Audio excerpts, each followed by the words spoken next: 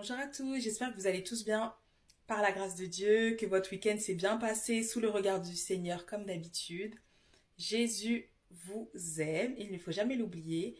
Et sur la croix, il pensait à chacun d'entre vous parce qu'il vous aime et il vous aime encore.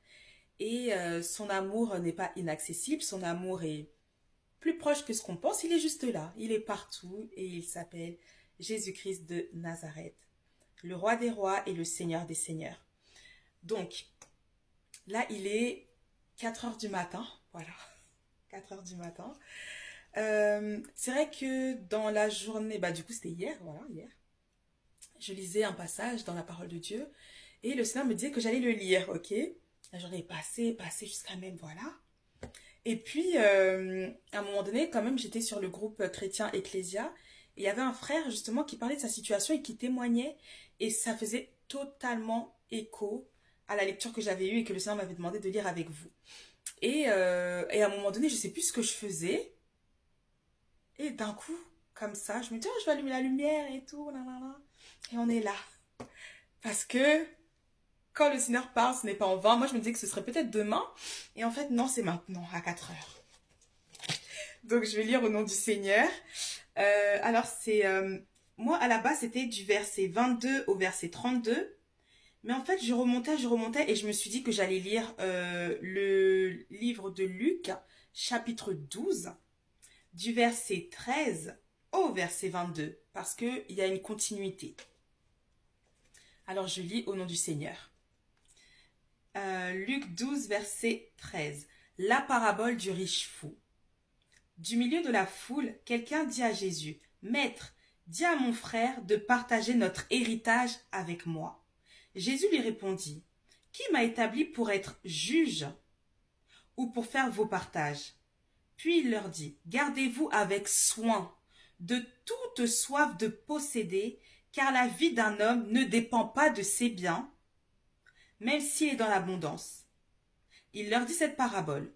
Les terres d'un homme riche avaient beaucoup à porter. Il raisonnait en lui-même disant, Que vais-je faire? En effet, je n'ai pas de place pour entrer ma récolte. Voici ce que je vais faire, se dit-il. J'abattrai mes greniers, j'en construirai de plus grands, j'y amasserai toute ma récolte et tous mes biens. Et je dirai à mon âme, tu as beaucoup de biens en réserve pour de nombreuses années. Repose-toi, mange, bois et réjouis-toi. Mais Dieu lui dit, Homme dépourvu de bon sens, cette nuit même ton âme te sera redemandée. Et ce que tu as préparé, pour qui cela sera-t-il? Voilà quelle est la situation de celui qui amasse des trésors pour lui-même et qui n'est pas riche pour Dieu. Je continue. Enseignement à propos des possessions. Jésus dit ensuite à ses disciples, C'est pourquoi je vous le dis, ne vous inquiétez pas pour votre vie de ce que vous mangerez, ni pour votre corps de ce que vous serez habillés. La vie est plus que la nourriture et le corps plus que les vêtements. Verset 24. Observez les corbeaux. Ils ne sèment pas et ne moissonnent pas. Ils n'ont ni cave ni grenier et Dieu les nourrit. Vous valez beaucoup plus que les oiseaux. Qui de vous peut, par ses inquiétudes, ajouter un instant à la durée de sa vie? Si donc vous ne pouvez rien faire, même pour si peu, pourquoi vous inquiétez-vous du reste? Observez comment poussent les plus belles fleurs. Elles ne travaillent pas et ne tissent pas. Cependant, je vous dis que Salomon lui-même, dans toute sa gloire, n'a pas eu d'aussi belle tenue que l'une d'elles. Si Dieu habille ainsi l'herbe, qui est aujourd'hui dans les champs et qui demain sera jetée au feu, il le fera d'autant plus volontiers pour vous, gens de peu de foi. Verset 29. Et vous ne cherchez pas ce que vous mangerez, ni ce que vous boirez, et ne soyez pas inquiets. En effet, tout cela, ce sont les membres des autres peuples du monde qui le recherchent. Je répète, en effet, tout cela, ce sont les membres des autres peuples du monde qui le recherchent. Donc, ce qu'il veut dire, c'est pas les enfants de Dieu, en gros. Votre Père sait que vous en avez besoin. Recherchez plutôt le royaume de Dieu, et tout cela vous sera donné en plus. Verset 32. N'aie pas peur, petit troupeau, car votre Père a trouvé bon de vous donner le royaume. Amen, amen. Ça, c'est un rappel du Seigneur pour chacun d'entre nous. Le Seigneur nous demande de ne pas nous inquiéter. Vous voyez? Ce qu'il explique, en fait, c'est que ce sont les personnes des autres peuples, ceux qui servent d'autres dieux, donc ceux qui n'ont pas Christ, qui s'inquiètent de ces choses-là. Mais nous, en tant qu'enfants de Dieu, nous devons apprendre à lui faire confiance. Aujourd'hui, j'étais en réflexion avec le Seigneur concernant l'argent. Et en fait, il y a eu beaucoup de choses. Mais je me suis souvenue, à un moment donné, pendant le Covid, le Seigneur m'avait parlé de Mammon, cette divinité. Et en fait, nous, on pense que par rapport à Mammon, c'est le fait de toujours, chercher plus d'argent, plus d'argent. Mais pendant le Covid, le Seigneur m'avait donné un enseignement.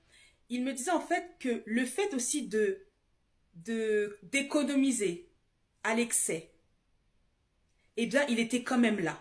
Pourquoi? Parce qu'en fait, une personne qui va économiser à l'excès, ça veut dire que c'est une personne qui n'a pas foi en Dieu. Vous voyez un peu? Et maintenant, je comprends que c'est comme le riche fou. Alors oui, le Seigneur n'est pas contre le fait de faire des économies, etc. Mais pas à l'excès. On doit quand même servir Dieu avec notre argent. On doit faire du bien autour de nous. Et moi, du coup, pendant le Covid, l'enseignement qui me disait, c'est va faire les courses. Va faire les courses. Et franchement, non, c'est vrai que ce que je peux vous dire par rapport à l'argent, moi, je me suis toujours rendu compte que le Seigneur était vraiment là. Vous voyez un peu? Ce que je veux dire, c'est quoi? C'est que il y a des moments où tu fais tes comptes, normalement, tu es à zéro. Qu'est-ce que je fais dans les magasins? Vous voyez un peu? Et c'est là où je me suis rendu compte que le Seigneur vraiment prenait réellement soin de son peuple. Je peux même vous parler d'exemples. Un jour, on avait fait une commande avec ma sœur chez Aromazone pour acheter des produits pour nos cheveux, des huiles, etc., des produits naturels. Et à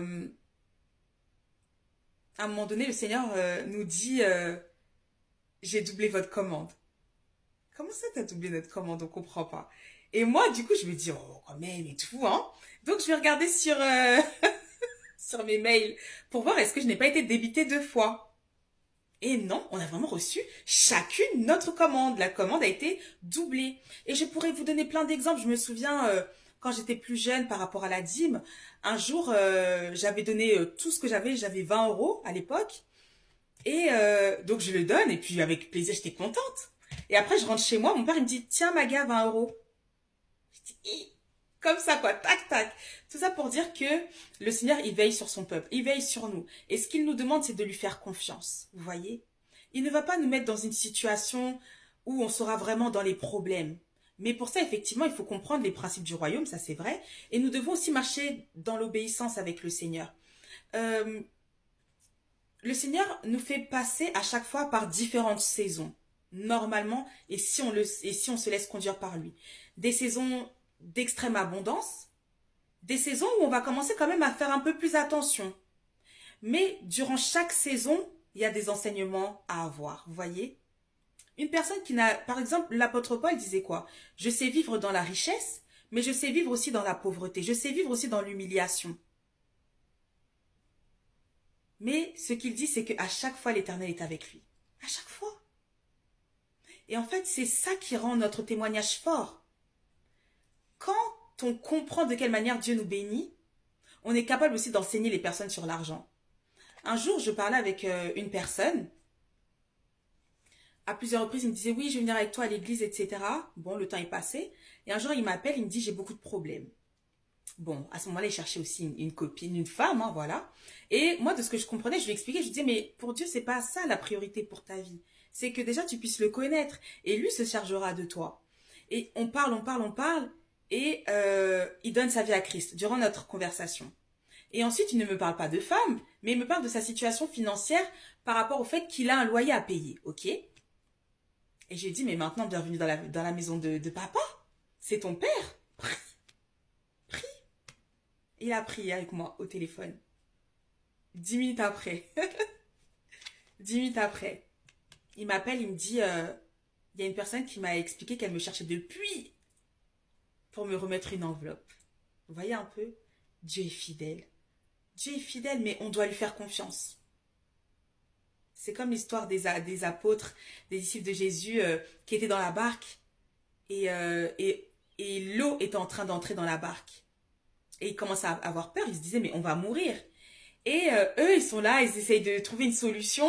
Et puis ils regardent le maître Jésus-Christ en train de dormir. Et ils le réveillent, ils disent, maître, maître, mais est-ce que tu ne vois pas que nous sommes en train de périr? Le Seigneur a menacé la tempête. Il a dit, mais pourquoi avez-vous peur, gens de peu de foi? Franchement, quand on lit la Bible, vraiment, ça fait trop rire Jésus. Pour lui, tout était simple, hein. Il dit, mais pourquoi vous avez peur? C'est pas compliqué. Oh. Et du coup, en fait, ça pour dire que nous, en tant qu'enfants de Dieu, apprenons à dépendre que de notre Dieu. Apprenons. Je vais faire une vidéo 2. Je vous dis à tout de suite. Déjà, dès le début, cette fois-ci, le Seigneur m'avait dit qu'il allait y avoir 2 vidéos. Et là, on arrive même aux 11 minutes. À force de tirer, on sait qu'on peut rester jusqu'à 11 minutes. À tout de suite, partie 2.